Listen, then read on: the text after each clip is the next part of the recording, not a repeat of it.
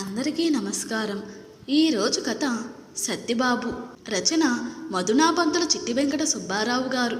ఇంకా స్టోరీలోకి వెళ్ళిపోదామా? పొద్దుటి నుంచి మన ఇంట్లో కరెంటు లేదండి. ఇవాళ అసలు ఏ పని అవ్వలేదు వంటింట్లో. మన ఇన్వర్టర్ కూడా పని చేయట్లేదు అంటూ ఆఫీస్ నుంచి ఇంటికి రాగానే సంధ్య చెప్పిన మాటలకు రాజారావు గుండెల్లో రాయి పడింది.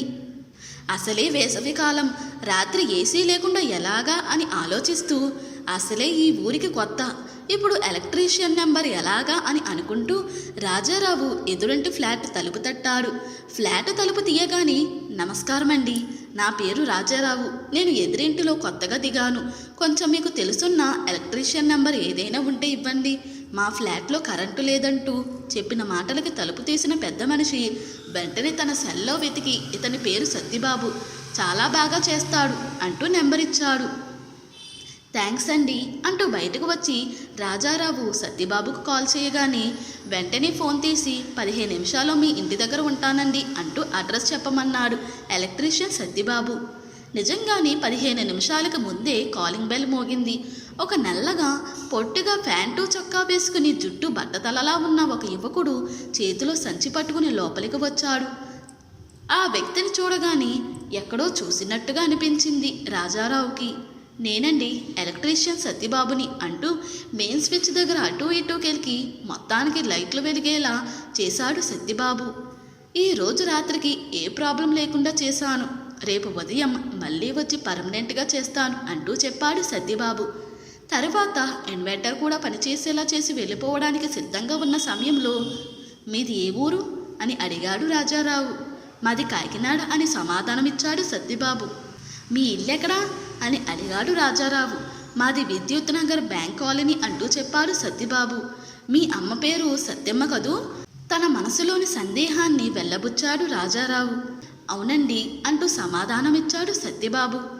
మీ అమ్మ సత్యమ్మ మా ఇంట్లో పనిచేసేది, నువ్వు అప్పటికి బాగా చిన్నపిల్లాడివి, నేను గుర్తున్నానో లేదో నీకు అంటూ అడిగిన రాజారావుకి, మీరు బ్యాంక్ కాలనీలో ఉండేవారుగా, మిమ్మల్ని చూడగానే నాకు అదే డౌట్ వచ్చింది, నాకు గుర్తు లేకపోవడం ఏమిటి, అప్పటికి నా వయసు 10 ఏళ్ళు, మీ అన్నదమ్ములు అందరూ నాకు బాగా గుర్తున్నారు, మీరు మమ్మల్ని చూసిన విధానం ఎలా మర్చిపోతాం, ఇంట్లో వాళ్ళలా చూసేవారు, మీరు ఏం వండుకున్నా మాకు అదే పెట్టేవారు, నాకు కాఫీ అంటే ఇష్టమని పెద్ద గ్లాస్ తోటి ఇచ్చేవారు మీ అమ్మగారు అంటూ మా ఇంటితో తనకు గల అనుబంధాన్ని చెప్పుకుంటూ వచ్చాడు సత్యబాబు. నేను అప్పటికే 5వ తరగతి చదువుతున్నాను.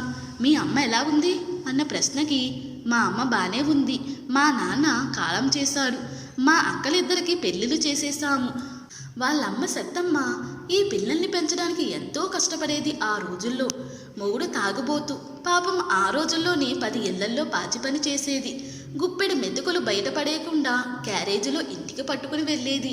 ఇది 20 ఏళ్ల నాటి సంగతి. ఆ తర్వాత ఇల్లు ఖాళీ చేసి వచ్చిన తర్వాత ఆ సత్తమ్మ గురించి తెలియదు. మళ్ళీ ఇన్నాళ్ళకి సత్యబాబు ఆ పాత సంగతులు గుర్తు చేస్తుంటే ఆనందం వేసింది. నువ్వేం చదువుకున్నావు అని అడిగాడు రాజారావు. నేను 10వ తరగతిలో ఉండగా మా నాన్న చనిపోయారు. 10వ తరగతి తర్వాత ఐటీఐలో ఎలక్ట్రీషియన్ కోర్స్ నేర్చుకున్నాను. తర్వాత మా అమ్మ పనిచేసే ఒక ఇంటి ఓనర్ గారు నన్ను తెలుసున్న ఎలక్ట్రికల్ కాంట్రాక్టర్ గారి దగ్గర పనికి పెట్టారు. ఆయన చాలా చోట్ల పెద్ద పెద్ద ఎలక్ట్రికల్ కాంట్రాక్టులు చేసేవారు. నేను కూడా ఆయన దగ్గర చాలా శ్రద్ధగా పనిచేసి కాంట్రాక్టులు ఎలా చేయాలో నేర్చుకున్నాను. ఇప్పుడు నేను సొంతంగా ఎలక్ట్రికల్ కాంట్రాక్టులు చేస్తుంటాను. నేను బతుకుతూ నలుగురికి పని కల్పించాను. మా ఆవిడ ఇంజనీరింగ్ కాలేజీలో గుమ్మస్తాగా పనిచేస్తుంది. అమ్మాయికి పెళ్లి చేసేసాను. అబ్బాయికి ఆస్ట్రేలియాలో నేవీ ఇంజనీరింగ్గా పనిచేస్తున్నాడు.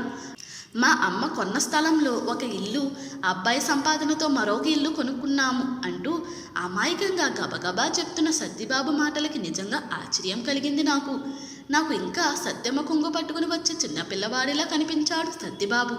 పైకి అమాయకంగా కనపడే ఆ వ్యక్తి కష్టం, అభివృద్ధి చూస్తే ఆశ్చర్యం వేసింది. ఇంతలో కాలింగ్ బెల్ మోగింది. చేతిలో ఫైల్తో ఒక యువకుడు లోపలికి వచ్చాడు. వస్తూనే సోఫాలో కూలబడ్డాడు. రాజారావు భార్య మంచినీళ్ళు పట్టుకొచ్చి ఇచ్చింది. మంచినీళ్ళు తాగిన తర్వాత, ఏరా ఇంటర్వ్యూ ఏమైంది అని అడిగిన ప్రశ్నకి, మామూలే నాన్న అంటూ తన గదిలోకి వెళ్ళిపోయాడు రాజారావు కొడుకు సుధీర్. పాపం బీటెక్ పాస్ అయ్యి 3 ఏళ్ళైంది. కొన్నాళ్ళు హైదరాబాదులో పనిచేసి సరైన జీతం రాక తిరిగి వచ్చేశాడు సుధీర్. చాలని జీతాలు ఉన్నప్పుడు కూడా రాజారావు సుధీర్ని కార్పొరేట్ స్కూల్ కాలేజీలో చదివించాడు. వేలకు వేలు పోసి కోచింగ్ సెంటర్లో జాయిన్ చేసి ఇంజనీరింగ్లో ర్యాంకు రాకపోయినా ప్రైవేట్ కాలేజీలో లక్షలు కట్టి ఇంజనీరింగ్ చదివించాడు. 10వ తరగతి నుంచి సుధీర్కి ఒక ప్రత్యేకమైన గది, ఆ గదిలో సకల సౌకర్యాలు కల్పించి పరీక్షల ముందు ఇంటికి ఎవరైనా వస్తామని ఫోన్ చేస్తే మొహమాటం లేకుండా మా అబ్బాయికి పరీక్షలు రావద్దని చెప్పేవాడు రాజారావు.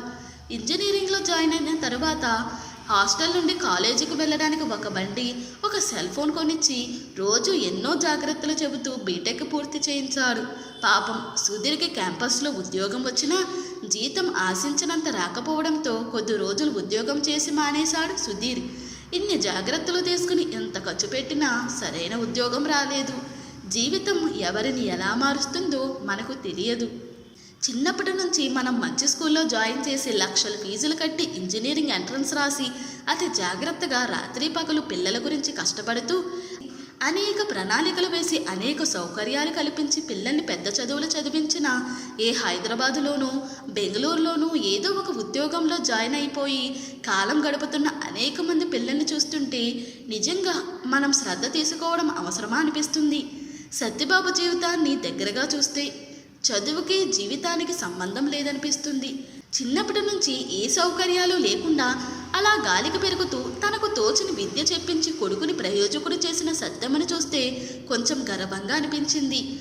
పిల్లల పెంపకం ఒక కళని చాలా మంచి వాతావరణంలో పెంచాలని చాలామంది చెబుతుంటారు. మరి సత్యబాబు ఎలాంటి వాతావరణంలో పెరిగాడు? రోజు 10 మంది ఇళ్లల్లో పాచి పనులు చేసుకుని కుటుంబాన్ని పోషించే తల్లి, తాగుబోతు తండ్రి, గుడిసెలో కాపురం, ఇలాంటి వాతావరణంలో పెరిగాడు సత్యబాబు. పల్లెటూరు స్కూల్లో చదివి ఐఏఎస్ పాస్ అయిన వాళ్ళు ఎంతోమంది. అయినా కానీ ఈ రోజుల్లో ఏదో ఒక రంగంలో నైపుణ్యం సాధిస్తే జీవితం గడపడానికి ఏ విధమైన లోటు ఉండదు. ఎన్ని డిగ్రీలు సంపాదించినప్పటికీ చేతిలో నైపుణ్యం లేకపోతే ఏమీ ఉపయోగం లేదు. మీ అబ్బాయి ఏం చేస్తున్నాడు, ఏం చదివాడు అన్న సత్యబాబు మాటలకి ఎలక్ట్రికల్ ఇంజనీరింగ్ చదివాడు, ఇంకా సరైన ఉద్యోగం రాలేదు అంటూ చెప్పిన రాజారావు మాటలకి నాకు ఒక పెద్ద కంపెనీలో ఎలక్ట్రికల్ మెయింటెనెన్స్ కాంటాక్ట్ వచ్చింది. కానీ వాళ్ళు ఉన్న మా ఉద్యోగస్తులలో ఒక ఇంజనీరింగ్ గ్రాడ్యుయేట్ ఖచ్చితంగా ఉండాలని చెప్పారు. మీరు ఏమీ అనుకోకపోతే మీ అబ్బాయి నా దగ్గరికి పంపించండి, ఎక్కడికి వెళ్ళి ఉద్యోగం చేయనక్కర్లేదు అంటూ చెప్పిన సత్యబాబు మాటలకి రాజారావుకి నోటమాట రాలేదు. సత్యబాబును చూసి చాలా గర్వంగా ఫీల్ అయ్యాడు రాజారావు. ఇంతటితో ఈ స్టోరీ ముగిసింది. ఈ స్టోరీ కనుక మీకు నచ్చినట్లయితే మరియు నా ఎక్స్ప్లెనేషన్ కనుక మీకు నచ్చినట్లయితే ప్లీజ్ లైక్, షేర్, సబ్స్క్రైబ్.